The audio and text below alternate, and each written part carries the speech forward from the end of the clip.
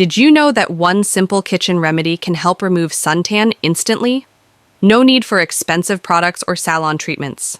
In this video, you'll learn how to make a powerful detan face pack using just 2 ingredients, tomato and lemon. Stay tuned for step-by-step instructions and pro tips.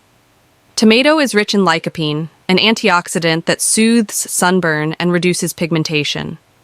Lemon is packed with vitamin C, which lightens dark spots and helps brighten the skin naturally.